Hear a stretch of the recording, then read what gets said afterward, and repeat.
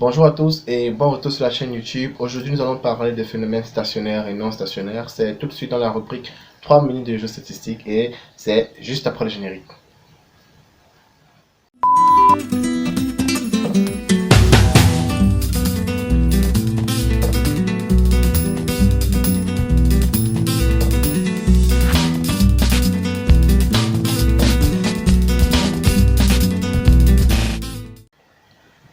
Bien, avant de passer avant de passer sur les deux points qui nous concernent aujourd'hui, je voudrais prendre un petit temps pour faire d'abord un rappel sur ce qui a été vu jusqu'ici. Nous avons dans la vidéo précédente, bien sûr c'était disons en moins de 3 minutes, mais nous avons essayé de voir l'inférence, nous avons touché un petit deux ou trois petits mots sur la statistique multivariable.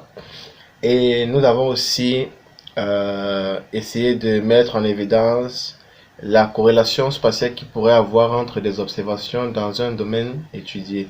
Et à la fin, nous avons chuté sur une définition de la géostatistique. Donc, nous avons dit qu'avec les données, euh, avec la donnée mesurée sur le terrain, on fait une inférence. Ça va toujours être une inférence parce que on n'a pas une connaissance exhaustive du phénomène que l'on étudie, mais on a des observations de ce phénomène.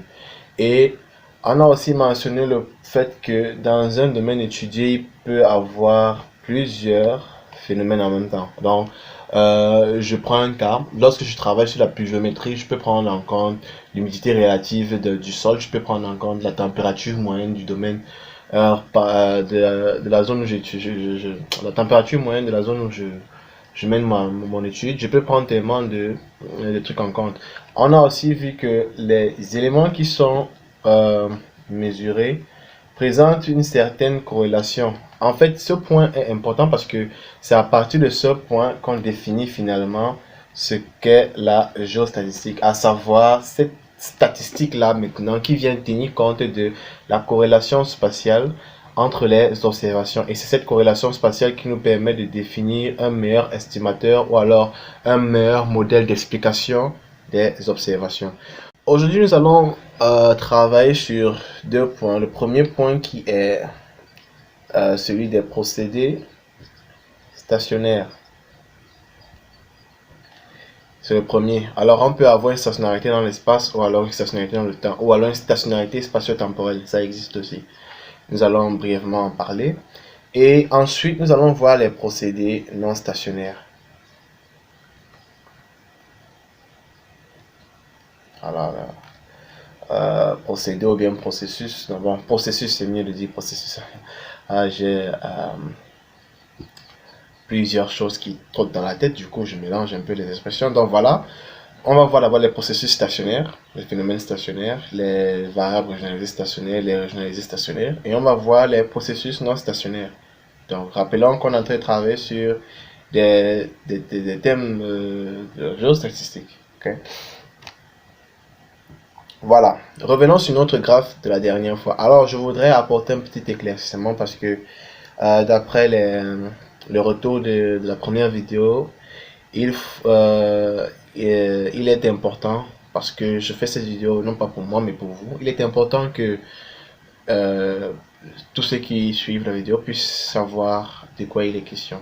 Donc je vais prendre 30 secondes, je fais 30 ou 10 secondes là pour rebrosser rapidement ce qui a été fait. Les crochets, je vais utiliser encore la couleur bleue, voilà, les crochets noirs que vous voyez dans le domaine là, ces positions peuvent être les endroits où j'ai prélevé les échantillons de sol que j'ai analysés pour évaluer peut-être les teneurs en plomb, les teneurs en cuivre, les teneurs en je sais pas trop quoi, en métaux lourds en tout cas.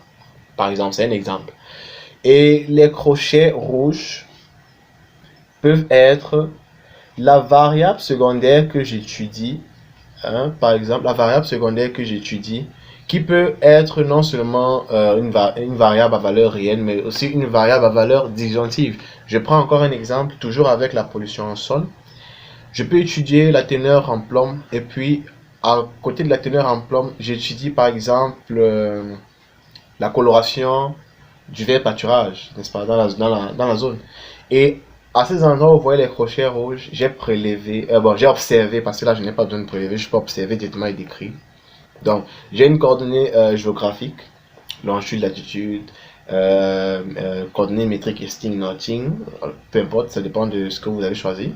Et ensuite, je décide de dire que si une plante a une coloration, j'ai à ma possession un code couleur.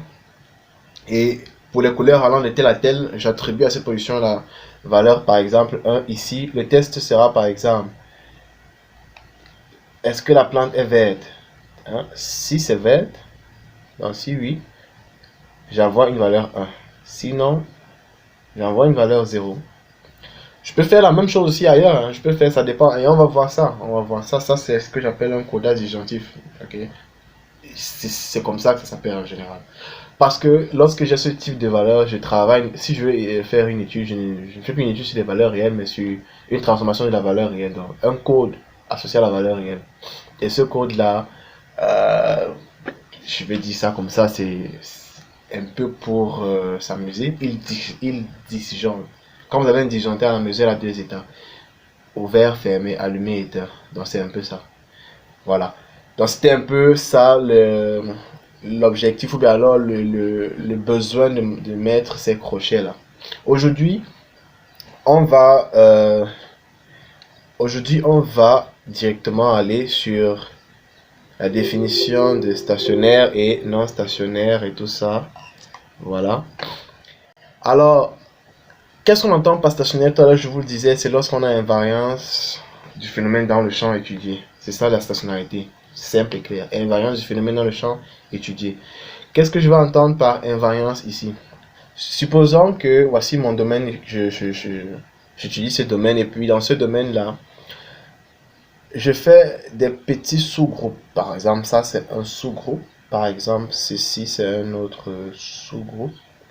Je sais pas, j'ai l'impression que cette couleur n'est pas très visible. On va changer de couleur, faire une couleur un peu plus vive, voilà. Donc, ok, c'est mieux même avec ceci. Donc, j'ai ce premier sous-groupe. Ensuite, je fais ce deuxième sous-groupe. Et j'ai par exemple ce troisième sous-groupe. On peut décider d'appeler ça G1, ceci G2 et celui-ci G3. N'est-ce pas? Si j'analyse la moyenne de ce sous-groupe, donc supposons que la moyenne de ce sous-groupe c'est EG1, la moyenne de ce sous-groupe c'est EG2 et la moyenne de ce sous-groupe c'est EG3. Voilà.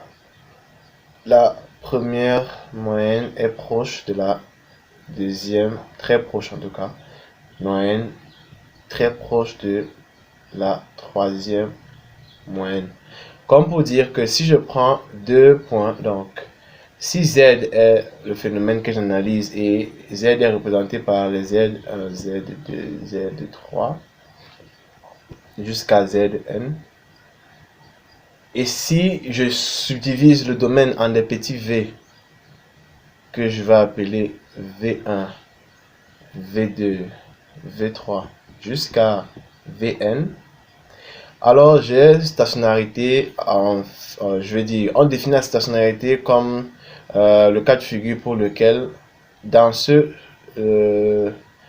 VI, dans ce cas d'étude, VI sera égal à VJ, n'est-ce pas?